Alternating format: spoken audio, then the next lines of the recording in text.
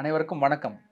இன்னைக்கு நம்ம இந்த வீடியோல எத பத்தி பார்க்க போறோம் அப்படின்னு பார்த்தீங்கன்னா, உணவியல் மாற்றத்தை செயல்படுத்த முடியாததுக்குரிய 5 காரணங்கள். பொதுவா சர்க்கரை நோய் கட்டுப்பாட்டுக்கு உணவ மாத்துறது அப்படிங்கிறது ரொம்ப அவசியமான ஒரு விஷயம் அப்படிங்கிறது நம்ம எல்லாத்துக்குமே தெரியும். இருந்தும் நம்மனால நெறைய பேர்த்துனால அத ஃபாலோ பண்ண முடியறதில்ல. ஸோ அதுக்குரிய காரணங்கள் என்ன அப்படின்னு அனலைஸ் பண்ணோம். எப்படி அனலைஸ் பண்ணோம்னா, நம்ம பேஷண்ட்ஸ் ஆல்ரெடி ட்ரீட்மெண்ட் எடுத்து டயட்லாம் சொல்லிக் குடுத்த பேஷண்ட் மறுபடியும் கண்ட்ரோல் இல்லாம வரும்போது, நம்ம அந்த டயட் ரீகால் அப்படின்னு சொல்லி டயட்டீஷியன்ஸ் கேட்பாங்க. என்ன காரணத்தினால நீங்க சுகர் அதிகமா இருக்குன்னு. அப்போ கேட்கும் பொழுது, அவங்க சொல்லக்கூடிய சில காரணங்கள் முக்கியமா பட்டுச்சு. ஸோ, அதுக்கான ஒரு தெளிவு குடுத்தா அப்படின்னா, இது பலருக்கும் உதவியா இருக்கும்னு நினைக்கிறேன். ஸோ, அதில 5 காரணத்தில முதல் காரணம் என்ன அப்படின்னு கேட்டீங்கன்னா, நேரமின்மை. ஏன்னா டயட் ஃபுட்னா நீங்க சொல்ற மாரி நெறைய செய்ய வேண்டியது இருக்கு டாக்டர். இதுக்கெல்லாம் ரொம்ப டைம் எடுக்கும். இதெல்லாம் எங்கனால சாத்தியம் இல்ல. நாங்க அவசரமா ஆஃபீஸுக்கு போறோம். எல்லாத்துக்கும் சமைக்கிறோம். ஒரு ஆளுக்கு நம்ம மாத்தி சமைக்க முடியாது. ஸோ இந்த மாரி ஒரு விஷயம் நெறைய பேர் மனசுல இருக்கு. ஸோ டயட் ஃபுட் அப்டினாவே ரொம்ப டைம் கன்சியூமிங் ஃபுட்டு. நார்மலா இருக்கிற இட்லி, தோசை இதெல்லாம் ஃப்ரிட்ஜ்ல மாவு வச்சிருக்கோம். எடுத்து ஊத்திட்டு நம்ம சட்னி, சாம்பார் அரைச்சுட்டு சாப்பிட்டுறோம் அப்படின்னு சொல்றாங்க. இது உண்மையா? உண்மையிலேயுமே இப்ப நான் உங்களுக்கு ஒரு மாடல் டயட் ஃபுட் காமிக்கிறேன். இது நம்ம ஹாஸ்பிட்டல்ல காலையில பேஷண்ட்ஸுக்கு குடுக்குற ஒரு ஃபுட். பேஷண்ட்ஸுக்கு குடுக்குறது இல்ல. நாங்க சாப்பிடுறதும் இந்த உணவு தான். இதில பார்த்தீங்க அப்படின்னா, குதிரவாளி லெமன் சாதம். குதிரவாளியில லெமன் சாதம். அதுக்கு கூட ஒரு சட்னி. அது கூட ஒரு பொரியல் பிளஸ் புரோட்டீன்காண்டி ஒரு கொள்ளு. கொள்ளு வேக வச்சு வச்சிருக்காங்க. ஸோ இதுக்கு எவ்வளோ நேரம் நீங்க டைம் எடுக்கும் இத சமைக்கிறதுக்கு? அப்படிங்கிற அடுத்த கேள்வி வரலாம். பொதுவா இந்த சிறுதானியத்த சமைக்கிறதுக்கு ரொம்ப நேரம் எடுக்காது. இது பல பேர்த்துக்கு தெரியாது. சிறுதானியம் வேகறதுக்கு 10லிருந்து 13 நிமிஷம் வரைக்கும் ஆகலாம். அதேபோல இந்த லெமன் இதெல்லாம் தாளிப்பு போட்டு எல்லாம் செய்றதுக்கு நமக்கு மேக்ஸிமம் நாங்க ஒரு சாப்பாடு ஒரு 2 பேர் 3 பேத்துக்கு ஒரு சாப்பாடு செய்யணும் அப்படின்னா, ஒரு 18லிருந்து 20 நிமிஷம் ஆகும். இதுதான் கணக்கு வச்சது. ஸோ அப்ப மத்த ஐட்டம்லாம் என்ன டாக்டர் பண்றது அப்படின்னா, இது ரொம்ப சிம்பிள். இப்போ ஒரு காய்கறி வச்சிருக்கோம். ஒரு காய்கறி அப்படிங்கிறது நீங்க நார்மலா குழந்தைங்களுக்கு பொரியல் மதியானம் லஞ்சுக்கு பண்ணுவீங்க. அந்த பொரியல எக்ஸ்ட்ரா செய்யலாம். அப்படி இல்லன்னா வெஜிடபிள்ஸ் ஏதாவது நீங்க செய்யறதுக்கு சிரமமா இருந்ததுன்னா, ஒரு சாலட் மாரி செய்ய வேண்டிய அவசியம் இல்ல. ஒரு வெள்ளரி பிஞ்சு, தக்காளி இதெல்லாம் கூப்ட்டு அவங்களே கட் பண்ணி சாப்பிட சொல்லிரலாம். ஏதோ ஒரு வகையில ஃபைபர் நம்ம சேர்த்துக்கணும். அதுதான் நம்மளோட நோக்கம். அடுத்து புரோட்டீன். புரோட்டீன் நம்ம இப்போ கொள்ளு வேவிச்சு வச்சிருக்கோம். அதுக்கு பதிலா மொளக்கட்டின பயிர முந்தின நாளே மொளக்கட்டின பயிர எடுத்து அப்படியே வச்சு சாப்பிடலாம். இல்லன்னா சுண்டல் வேக வச்சு அது பாட்டுக்கு எடுத்து அப்படியே தண்ணிய வடிச்சுட்டு அப்படியே சாப்பிடலாம். இல்ல நான் வெஜிடேரியன் சாப்பிடுறவங்கன்னா, எ எக்க வேக வச்சு 2 எக் ஒயிட் சாப்பிடலாம். இது எதுவுமே நம்ம தனியா இதுக்குன்னு சிரத்த எடுத்து பண்ண வேண்டிய அவசியம் இல்ல. ஸோ இது மாரி தான் ஒவ்வொரு உணவையும் நம்ம பிளான் பண்ணி நம்ம பண்ணோம் அப்படின்னா, நிச்சயமா டைம் அப்படிங்கிறது பெரிய விஷயமா இருக்காது. மனம் இருந்தால் மார்க்கம் உண்டு. அது இல்லாம நமக்கு நேரம் இல்ல அப்படிங்கிற ஒரு காரணத்தினால, இனிமே இந்த டயட் ஃபுட்டுக்கெல்லாம் டைம் எடுக்கும்னு நெனச்சுட்டு நம்ம அவாய்ட் பண்ண வேண்டிய அவசியம் இல்ல. அடுத்து 2வது காரணம் நெறைய பேத்துக்கு சொல்றது, டாக்டர் இவருக்கு மட்டும் தான் சர்க்கரை இருக்கு. இவர் ஒருத்தருக்காண்டி எல்லாரும் சமைக்க நம்ம தனியா சமைக்க வேண்டியிருக்கு. இல்லன்னா அவரே சொல்லுவாரு, எனக்கு வேண்டி கஷ்டப்பட்டு அவங்க சமைக்க வேண்டாம். இருக்கிறதையே நான் அட்ஜஸ்ட் பண்ணி, கம்மி பண்ணி சாப்பிட்டுக்கிறேன். என்ன இருக்கோ அதே அவைலபிள்ல கம்மி பண்ணி சாப்பிட்டுக்கிறேன் அப்படின்னு சொல்லி ஒரு கான்செப்ட். ஸோ இதில இந்த உணவு முறை நான் முதல்ல சொன்ன மாரி, இப்ப எங்க ஹாஸ்பிட்டல்ல குடுக்குற காலை உணவு தான் நாங்க எல்லாருமே சாப்பிடுறோம். அப்படி இருக்கும்போது இது ஒரு பத்திய சாப்பாடு கிடையாது. ஆரோக்கிய உணவு அப்படின்னு வேணா எடுத்துக்கலாம். அப்படி இருக்கிற ஆரோக்கிய உணவ குடும்பத்தில இருக்க எல்லாருமே சாப்பிடலாம். ஒருத்தருக்கு மட்டும் நீங்க சிரத்த எடுத்து பண்ண வேண்டிய அவசியம் இல்ல.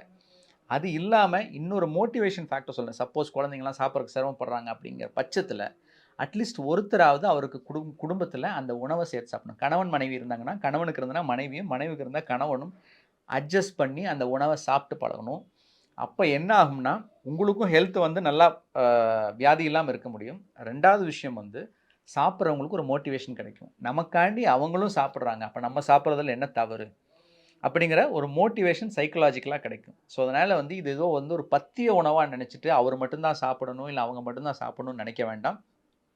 சர்க்கரை இல்லாதவங்க எல்லாருமே இந்த உணவு முறைய பின்பற்றணும் அப்படின்னா, நிச்சயமா ஆரோக்கியமா இருக்க முடியும். உடல் பருமன் வராது, சர்க்கரை நோய் வராது, இருதய தொந்தரவு வராது. இந்த மாரி பல பிரச்சனைகள்லேருந்து நம்மளால தவிர்த்துக்க முடியும். இது 2வது பிரச்சனை. 3வது பிரச்சனை அப்படின்னு பார்த்தீங்கன்னா, பழக்கமாயிருச்சு டாக்டர். அதையே சாப்பிட்டு, சாப்பிட்டு புதுசா மாத்திக்க முடியல. இது நியாயமான ஒரு விஷயம் தான். உதாரணத்துக்கு, சின்னதா நம்ம வீட்லலாம் சாவி கொத்து வச்சிருப்போம். கதவை திறந்தோடனே முன்னாடி சாவி குத்துருக்க மாதிரி. ஸோ நம்ம கார் சாவி, பைக் சாவியை எல்லாம் அங்கே போட்டுரும். ஒன்றும் இல்லை, ரொம்ப வருஷம் ஒரு இடத்துல இருந்து அந்த சாவி கொத்தை மாற்றி இன்னொரு இடத்துல வச்சா கூட நம்ம கை நேராக அங்கே தான் போகும். இதுதான் பழக்கம் அப்படிங்கிறது, ஹேபிட். திரும்ப திரும்ப ரிப்பீட்டடாக ஒரு விஷயத்தை பண்ணும்போது அது பழக்கமாக மாறுது. அந்த மாதிரி இருக்கிற பழக்கத்தை பிரேக் பண்ணுறது அப்படிங்கிறது சாதாரணமான விஷயம் இல்லை. அதுக்கு வந்து நம்ம நிறைய முயற்சியை போடணும். எந்த மாதிரி முயற்சி அப்படின்னு கேட்டிங்கன்னா, முதல்ல வந்து இந்த புதுசாக நம்ம வந்து மாற்றக்கூடிய இல்லை எடுத்துக்கூடிய பழக்கத்தில் இருக்கிற நன்மைகளை வந்து நம்ம அதிகப்படுத்தி நம்ம தொடர்ந்து அதை சிந்திச்சுட்டே இருக்கணும். அதே போல் நம்ம மாற்ற வேண்டிய உணவு முறையை சாப்பிட்றதுனால என்னென்ன தீங்கு வருது, எந்த மாதிரி பிரச்சனை வருது அப்படிங்கிற நெகட்டிவ் விஷயங்களையும் நம்ம வந்து யோசிச்சுட்டே இருக்கணும். ஸோ இந்த உணவு கெட்டது, இந்த உணவு நல்லது, இது சாப்பிட்டா நம்ம வந்து கால் எரிச்சலோடு இருக்கணும், கால் வலியோடு இருக்கணும், காலில் புண்ணு வந்துடும், இந்த மாதிரி விஷயங்கள்லாம் சோர்வாக இருக்கணும். இது எல்லாத்தையும் யோசித்தோம் அப்படின்னா நிச்சயமாக மோட்டிவேஷன் ஃபேக்டர் கிடைக்கும். இதை கொஞ்சம் கொஞ்சமாக தான் மாற்ற முடியும். ஸோ அதனால் வந்து இந்த உணவு பழக்கத்தை மாற்றணும்னு நினைக்கிறவங்க அடிக்கடி பழைய பழக்கத்துக்கு போகக்கூடாது. உதாரணத்துக்கு ஒரு மண்டலம் சொல்லுவாங்க, 48 நாள் தொடர்ந்து அந்த உணவு முறையை நீங்கள் வந்து சிந்திச்சு ஃபாலோ பண்ண ஆரம்பிச்சிட்டிங்கன்னா அந்த பழக்கம் மாற ஆரம்பிச்சிடும். அதனால் பழக்கம் அப்படிங்கிற ஒரு விஷயம் பிரேக் பண்ணுறது இருக்கிறதுலே ரொம்ப கஷ்டமான விஷயம். ஆனால் அதுக்கு மிக பெரிய முயற்சி வேணும். அந்த முயற்சி இருந்ததுன்னா நிச்சயமாக அதையும் பிரேக் பண்ணி வெளியே வர முடியும். அடுத்து 4வது விஷயம் வந்து, டாக்டர் இந்த உணவெல்லாம் சாப்பிட்டா எனக்கு சத்தாக இருக்க முடியுமா? இப்போ சாப்பாடு நிறைய சாப்பிட்டுட்டு நான் போய் வேலை செஞ்சால் வேலை செய்ய முடியும். இந்த உணவெல்லாம் சாப்பிட்டா எனக்கு கொஞ்சம் டயர்டாக இருக்க மாதிரி இருக்குது, என்னால் வந்து ஆக்டிவாக இருக்க முடியல. இது நிறைய பேர் சொல்கிற சந்தேகம். இதில் வந்து ஏன் அந்த தொந்தரவு வருது ஆரம்ப கட்டத்தில் அப்படின்னு கேட்டிங்கன்னா ரொம்ப ஈஸி. இப்போது நீங்கள் வந்து ரீஃபைன் கார்போஹைட்ரேட் ஒரு இட்லியோ தோசையோ இல்லை வந்து ஒயிட் ரைஸோ நீங்கள் எடுக்கும்போது என்னென்னா உடனடியாக செரிமானம் ஆகிடும். உடனடியாக செரிமானம் மாதிரி எனர்ஜி ஈஸியாக கிடைக்கிறதுனால உங்களுக்கு வந்து ஒரு ஃப்ரெஷ்ஷாக இருக்க மாதிரி ஃபீல் பண்ண முடியும். இந்த உணவு வந்து நம்ம உடனே மாற்றும் போது இது செரிமானத்தில் கொஞ்சம் டிலே இருக்கும், ஸ்லோவாக தான் டைஜஸ்ட் ஆகும். அதனால் சர்க்கரையோட அளவு மெதுவாக தான் கூடும். அதனால் ஒரு சிலருக்கு இது பார்த்தீங்க அப்படின்னா ஒரு மாதிரி ஒரு சோர்வை கொடுக்குற மாதிரி ஒரு ஃபீலிங் இருக்கலாம். அதனால் வந்து அதை நம்ம கொஞ்சம் கொஞ்சமாக மாற்றி கொண்டு வந்து தான் ஆகணும். உண்மையிலையுமே சத்து குறைபாடு வருமா இந்த உணவை சாப்பிட்டா?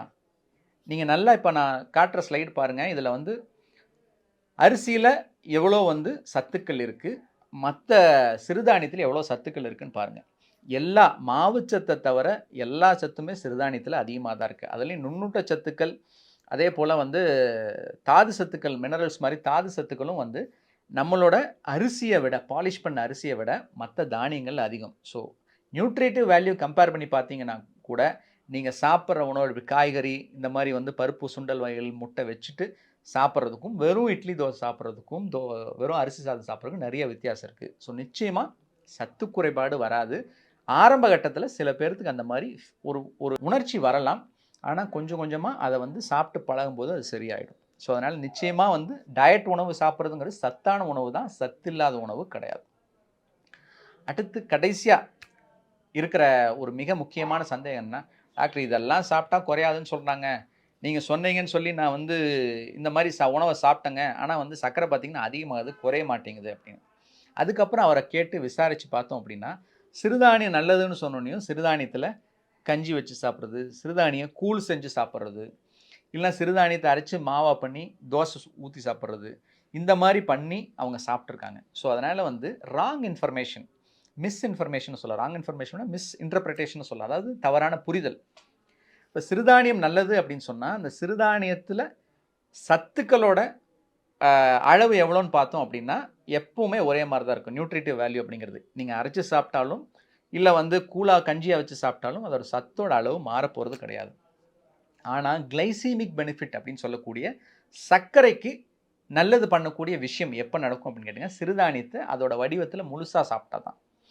ஸோ அதை வந்து சாதமாக வடித்து தாளித்து சாப்பிட்றதோ, இல்லை வந்து நீங்கள் வந்து உப்மா மாதிரி செஞ்சு சாப்பிட்றதோ, இந்த மாதிரி முழு வடிவமாக ஹோல் கிரெயினாக சாப்பிடும்போது தான் அந்த கிளைசீமிக் பெனிஃபிட் கிடைக்கும். இது புரியாமல் நிறைய பேர் வந்து அதை வந்து அரைச்சி சாப்பிட்றது, கஞ்சியாக பண்ணி சாப்பிட்றதுன்னு சாப்பிட்டு சர்க்கரை குறையல அப்படின்னு சொல்லி அது மேலே குற்றம் சொல்கிறதும் வாய்ப்பு இருக்குது.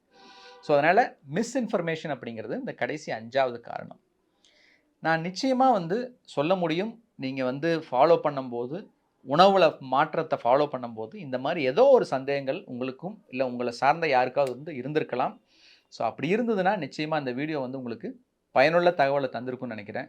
ஆரோக்கியமான வாழ்க்கைக்கு, ஆரோக்கியமான ஒரு உடல் அமைப்பு கட்டமைப்பு தேவை. அந்த ஆரோக்கியமான உடல் கட்டமைப்புக்கு சரியான ஊட்டச்சத்துள்ள உணவு பழக்கம் தேவை. அந்த சரியான ஊட்டச்சத்துள்ள உணவு பழக்கத்துக்கு நேரம் நிச்சயமா நமக்கு ஒரு பிரச்சனையா இருக்காது. அத பத்தின சரியான புரிதலும், அத பத்தின முயற்சியும் நமக்கு இருந்ததுன்னா, நிச்சயமா டயட் நம்ம நிச்சயமா ஃபாலோ பண்ண முடியும்.